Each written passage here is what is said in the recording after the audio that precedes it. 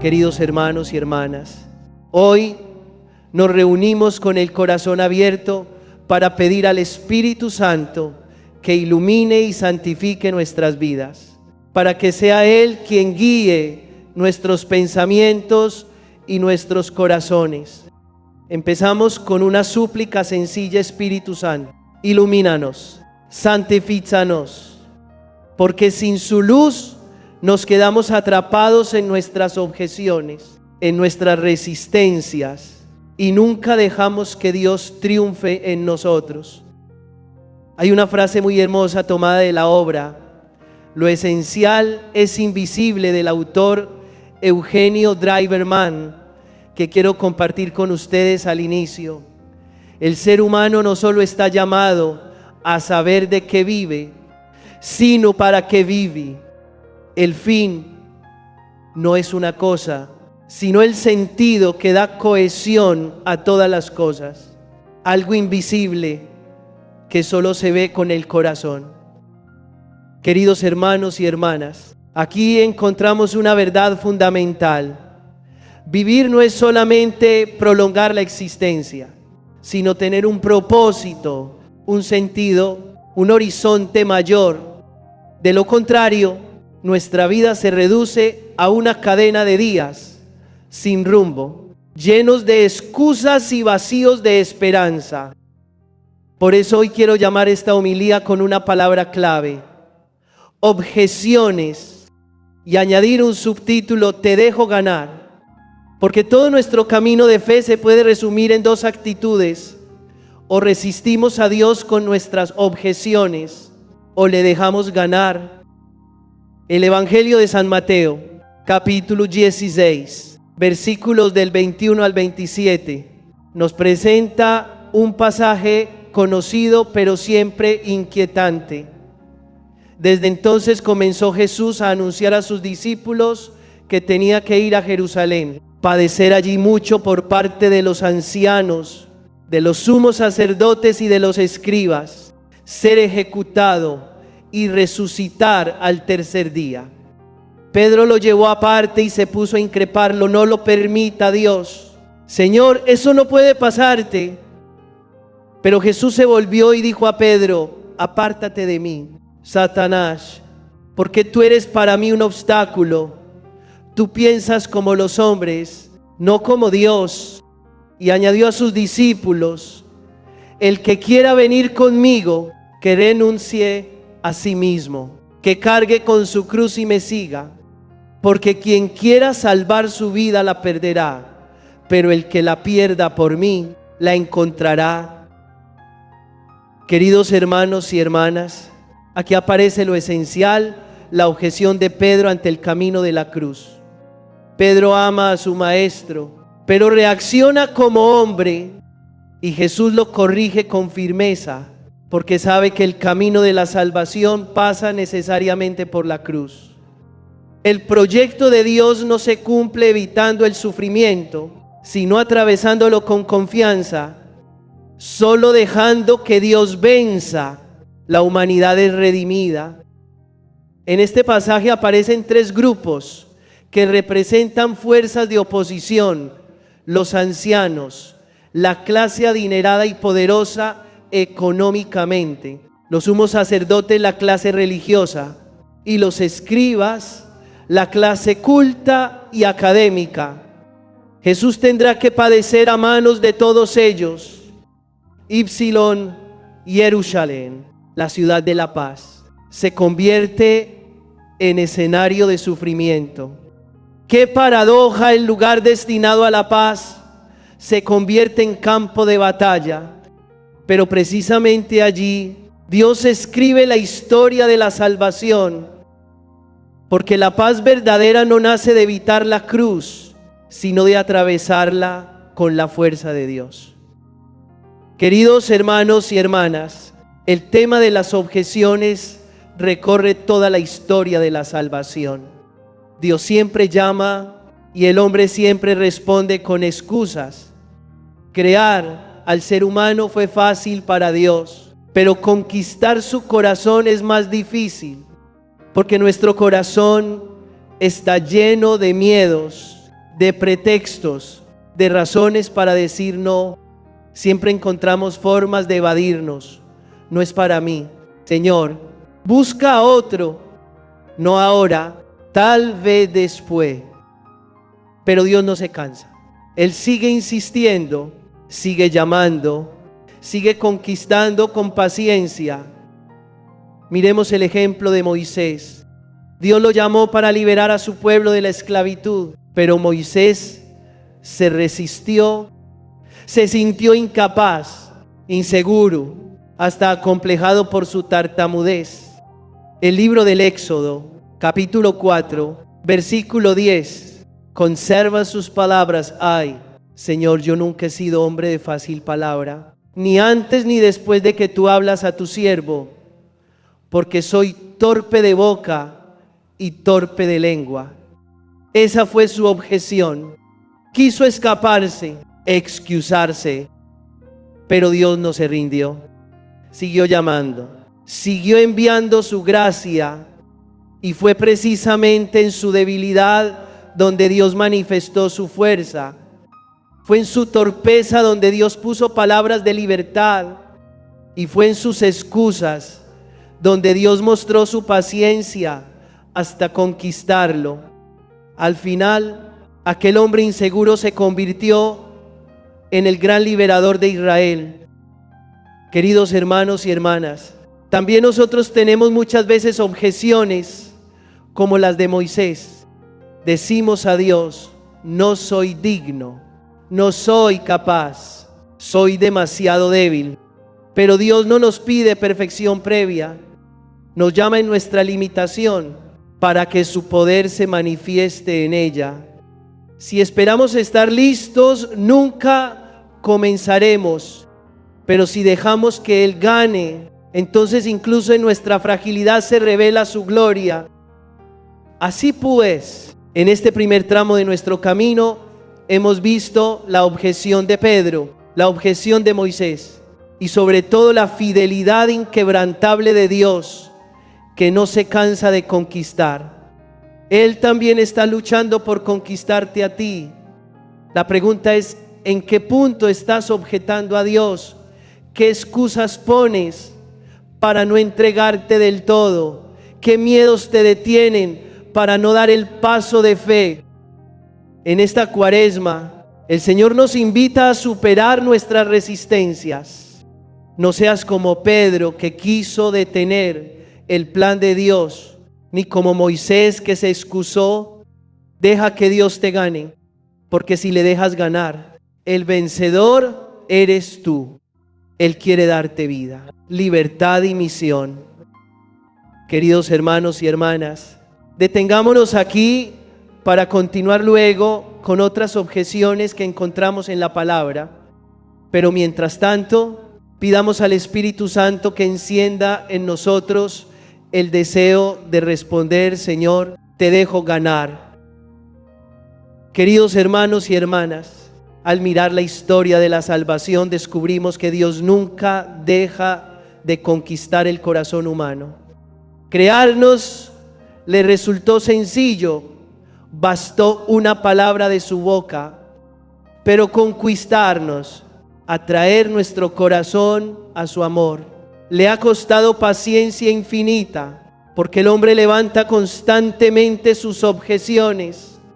Así es, para Dios fue fácil crearnos, pero difícil conquistarnos. Pudo hacer el universo en 6 días, pero a veces necesita toda una vida para que un corazón se le abra. El caso de Gedeón en el libro de los Jueces lo demuestra. Cuando el Señor lo llama a ser caudillo para liberar a Israel de los madianitas, Gedeón responde con una objeción: Señor mío, ¿con qué salvaré yo a Israel? Mi familia es la más pobre de Manasés y yo soy el más pequeño en la casa de mi padre. Esa fue su excusa. Pero Dios no busca héroes según los criterios humanos. Quiere mostrar su poder en lo débil. Finalmente, fue por medio de Gedeón que liberó a su pueblo. Queridos hermanos y hermanas, ¿cuántas veces también nosotros somos como Gedeón? nos miramos y decimos, soy demasiado pequeño, demasiado limitado, no tengo nada que ofrecer. Pero Dios no necesita de nuestras fuerzas para salvar, nos llama en nuestra pobreza para manifestar en ella su gloria. El peligro no es ser pobres o frágiles, el verdadero peligro es cerrarnos, negar la oportunidad de que Dios actúe. Si dejamos que Él gane, nuestra pequeñez se transforma en fuerza de salvación. Pasemos ahora a Jonás. El Señor lo envió a Nínive para predicar la conversión, pero Jonás objetó y huyó. Tomó una nave hacia Tarsis, creyendo escapar de la presencia de Dios. Pero nadie puede huir de aquel que está en todas partes. Al final fue arrojado al mar.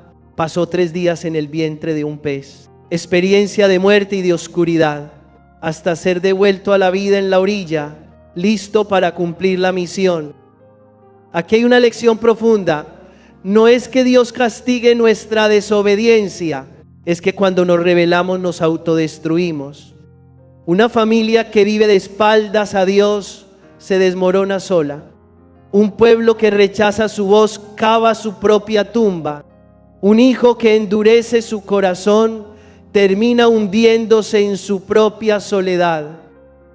Queridos hermanos y hermanas, ¿cuántas veces hemos sido como Jonás, buscando nuestro propio Tarsis para escapar del llamado divino? Tal vez nos hemos refugiado en el trabajo, en un placer, en un proyecto personal, solo para no escuchar la voz de Dios.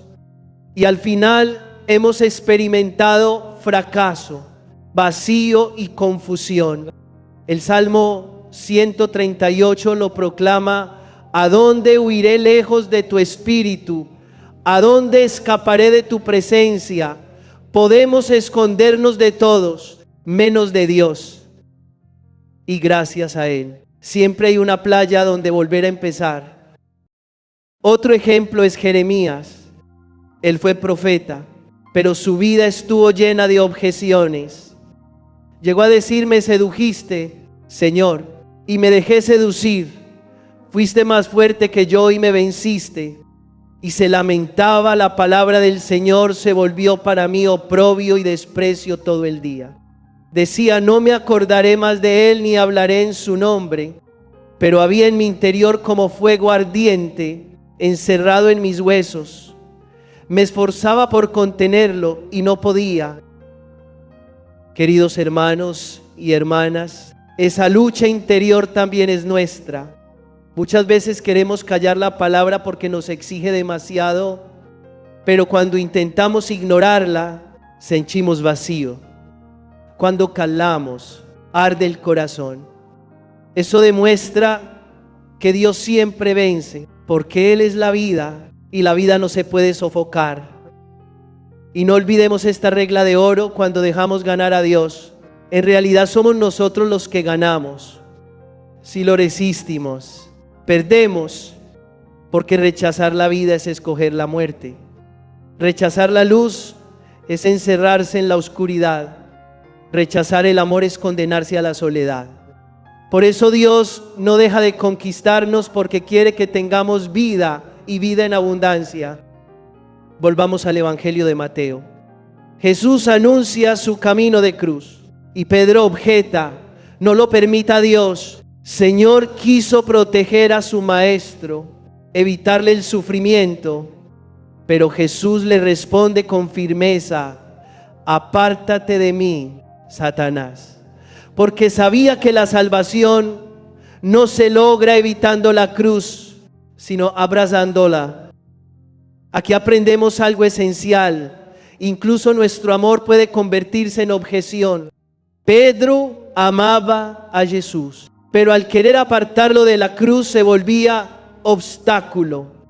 A veces también nosotros, por cariño malentendido, impedimos que el otro cumpla la voluntad de Dios. Pero no somos nosotros quienes salvamos a Jesús, es Él quien nos salva a nosotros. No es Pedro el que protege al maestro, Es el Maestro quien protege a Pedro. Queridos hermanos y hermanas, esta segunda parte nos ha mostrado desde Gedeón hasta Jonás, desde Jeremías hasta Pedro, que el hombre siempre objeta, pero al final Dios siempre vence, y no vence con violencia, sino con paciencia. No vence con imposición, sino con amor. Y cuando le dejamos ganar, encontramos la vida, la libertad y la alegría. Queridos hermanos y hermanas, en las dos primeras partes contemplamos las objeciones que los hombres levantan frente al llamado de Dios. Desde Moisés con sus inseguridades, Gedeón con sus complejos, Jonás con su vida, hasta Jeremías con sus luchas interiores. Todos mostraron que no es fácil dejarse conquistar por Dios, pero al final el Señor siempre venció, no con imposición, sino con paciencia y con amor fiel.